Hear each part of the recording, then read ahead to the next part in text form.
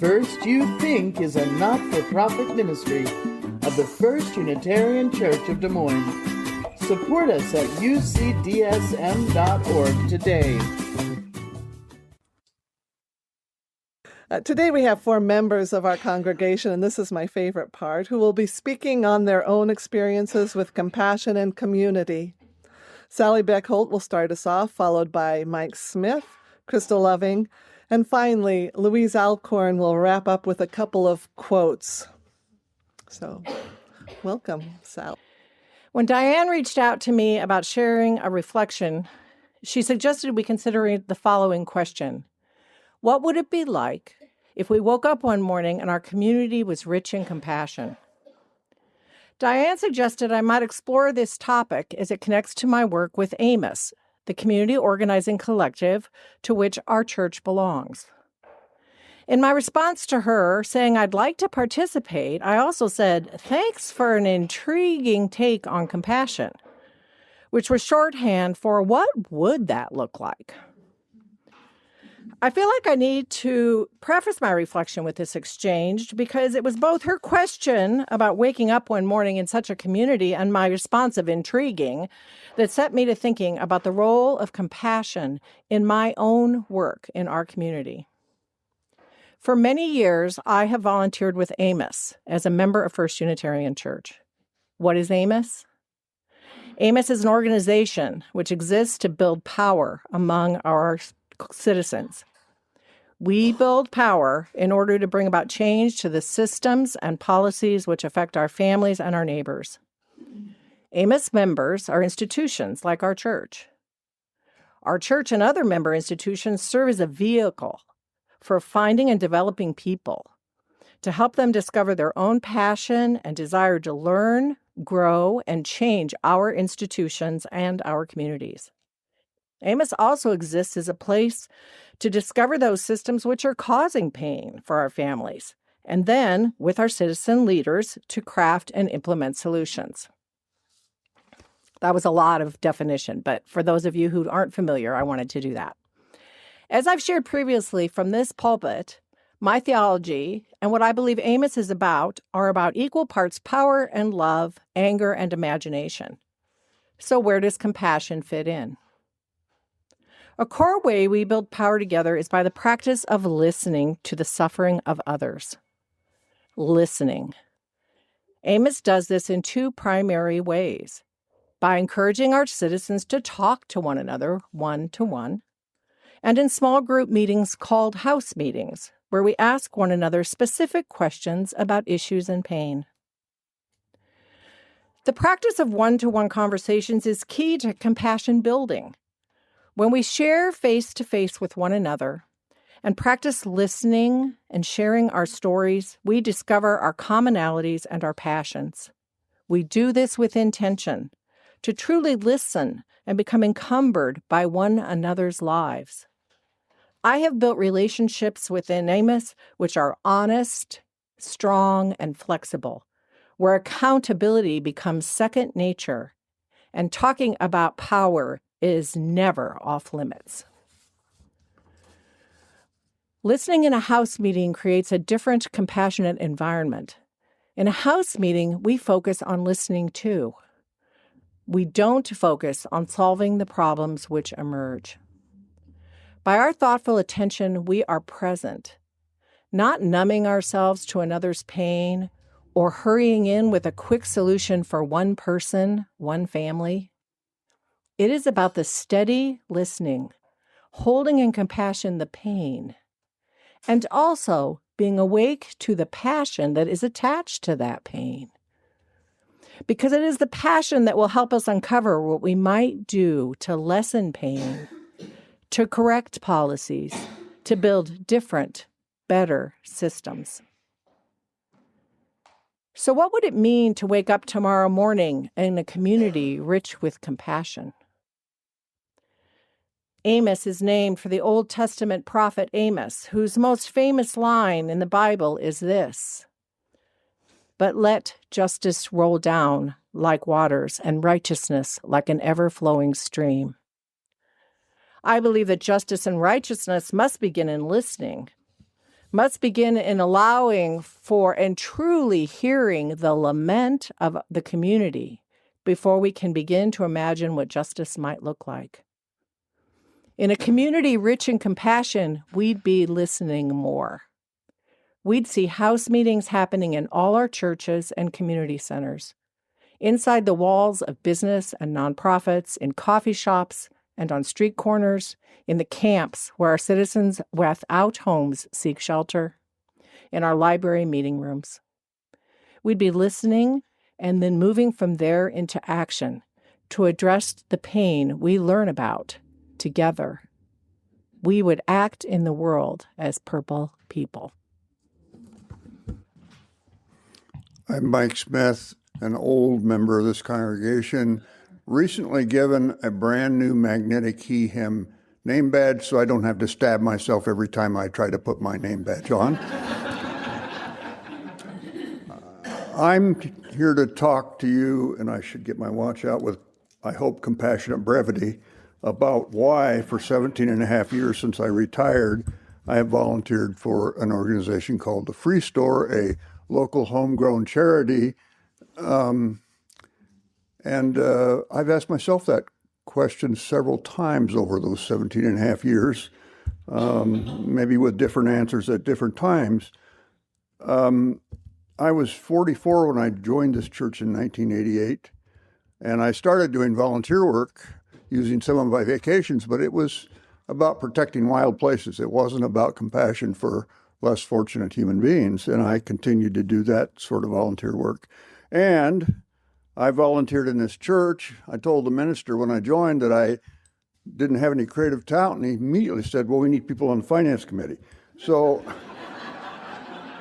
that led to a period of volunteering here with various projects and events that, in one way or another, are all about shaking you all down for more money for the church. But so I fast forward to when I retired in 2008. It does something to your identity when you retire. I was a bridge player, I was a competitive bridge player, and I actually had the thought for a while that I may become a serious competitive bridge player. And then I learned something. I learned I wasn't nearly as good at bridge as I thought I was. So that sort of faded away. At the same time, an Episcopalian bridge player put his arm around me and said, Mike, I got plans for you. And the plans were to drive a truck picking up used furniture for the Free Store, about which I knew nothing. It was an outreach of the Episcopalian, St. Timothy's Episcopalian Church in West Des Moines. It was started by Episcopalians. Actually, their articles of incorporation mentioned religious purposes, but that organization has evolved over 20 years into a secular charity, and the primary mission is to provide furniture and household furnishings free to people in desperate need, people who are sleeping on the floor, have been homeless. And it's a niche organization, but there's so many others like it in this community that are primarily oriented toward helping the homeless. So why have I stayed with that this long? Because believe me, sometimes I get tired of talking. Sometimes I think people only want to talk to me about used furniture, and it does sometimes get tedious.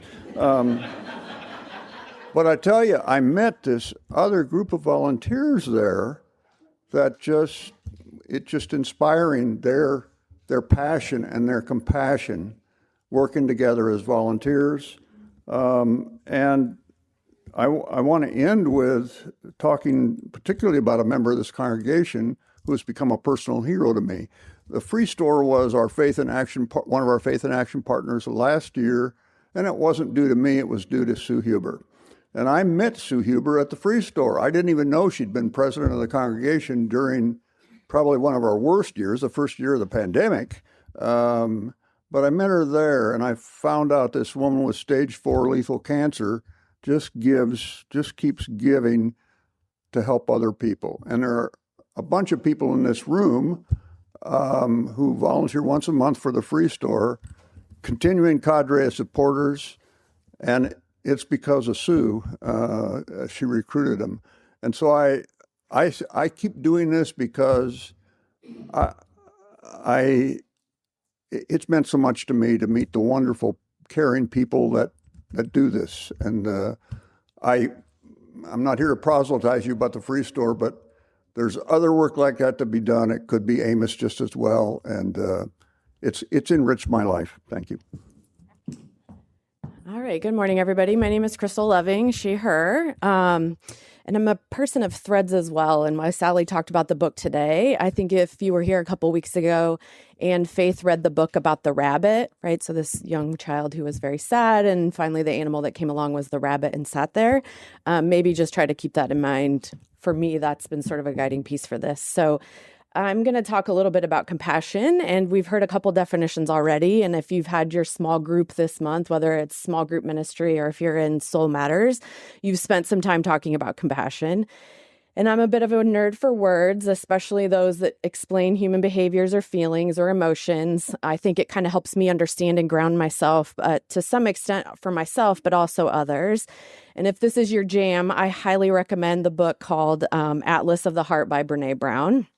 And that's sort of where I'm going to ground us today in talking about compassion. And her definition really starts with empathy, right? So we've talked about kindness today a little bit, but empathy, and she describes that as a process that involved taking another person's perspective, right? But in that, you're recognizing their emotions and you communicate that understanding back to them without judgment, right? And I think many of us can tap into this. And as Reverend Seek talked, it's not pity, of course, and it's also not sympathy, but we get to empathy, and we're tapping into those experiences. And I think, as we've heard, compassion really, though, goes a step further than empathy. And that compassion works with empathy, but it involves this motivation to really relieve the suffering of others and to take action to help. And I think it's this part, the do something about it, that gets many of us or motivates many of us in our social justice work or any of our work in our community. And I know it does me.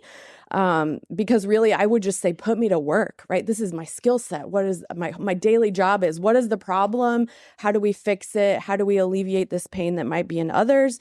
We know that there is no shortage of suffering in this world, in our nation, and our own communities, as Sally talked about.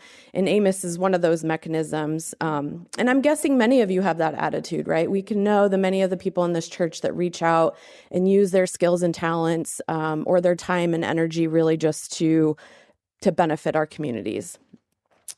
So for me, I'm going to take a little bit of a turn, though, in that in compassion, there is also some suffering that is not ours to fix or solve in this traditional sense.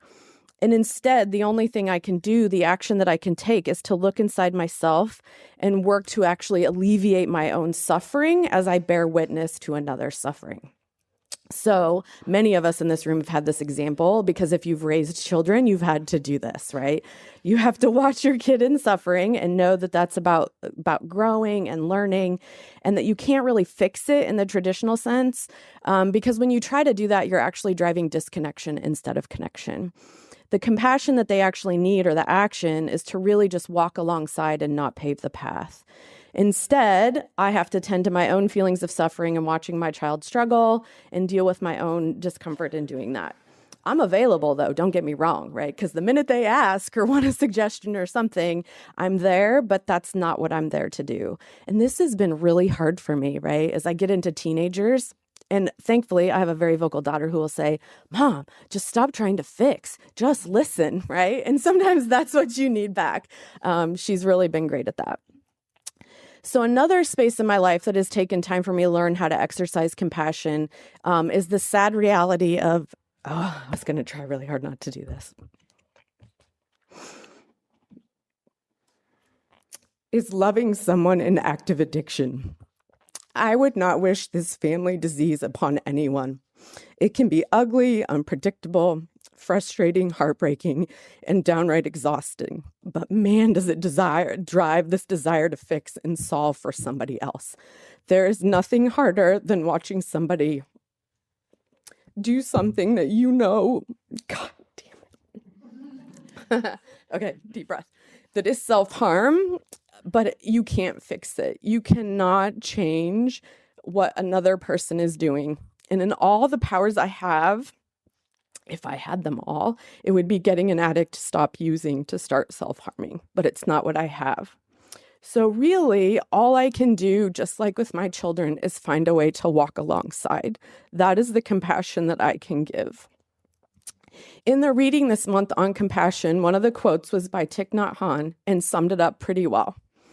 When we come into contact with another person, our thoughts and actions should express our mind of compassion, even if that person says and does things that are not easy to accept. We practice in this way until we see clearly that our love is not contingent upon the other person being lovable. Boy, has this happened a lot. I have a brother that is living this now, and it's one of the hardest things to watch. But I have to add, that really often an addict's behavior isn't only unlovable, it can be harmful.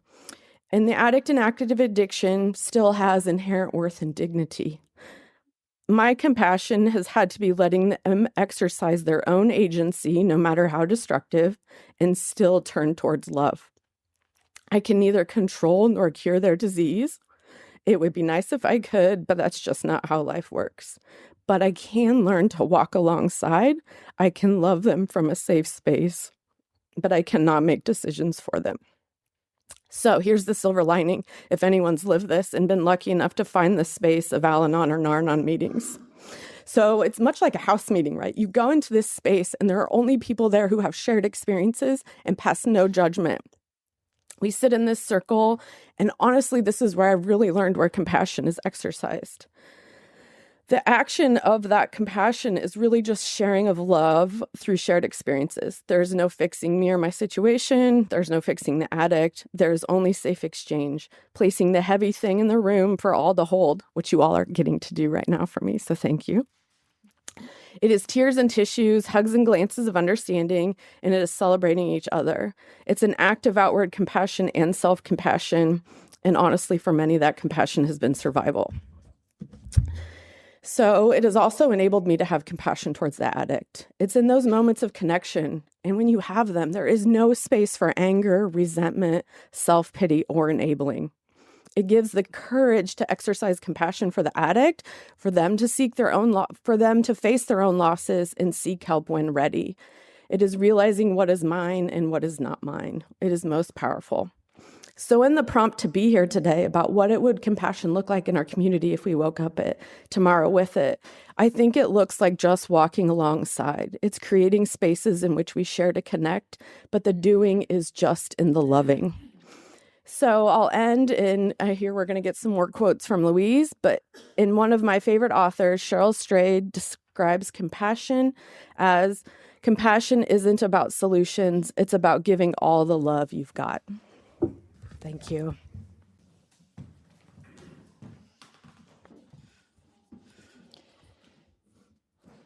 So, sorry, that was really good. I am just going to give you a couple quotes. And the reason I'm quoting others today is that compassion can also be exhausting. Self-compassion in particular. Reverend Steve talked about that last week or the week before, of being kind to oneself. And so I decided that instead of trying to come up with anything nearly as meaningful as Crystal's or Sally's or Mike's, I would instead look to smarter people than I to see what they had to say about compassion. And it reflects a lot of what Sally and Mike and Crystal talked about today. The first one is, I'm such a nerd. I got to find a nerdy quote, right? Got to find a scientist or a physicist or something, whatever. So the first one's from Albert Einstein, of all people. A human being is part of a whole called by us the universe, a part limited in time and space. He experiences himself, his thoughts and feelings as something separated from the rest, a kind of optical delusion of his consciousness. I love that. This delusion is a kind of prison for us, restricting us to our personal desires and to affection for a few persons nearest us. Our task must be to free ourselves from this prison by widening our circles of compassion to embrace all living creatures and the whole of nature and its beauty.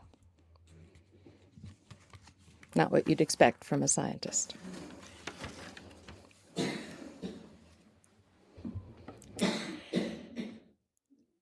The question today is, what would it look like if we had compassion in the world? And one of the people who I believe lives an answer to that is the Dalai Lama.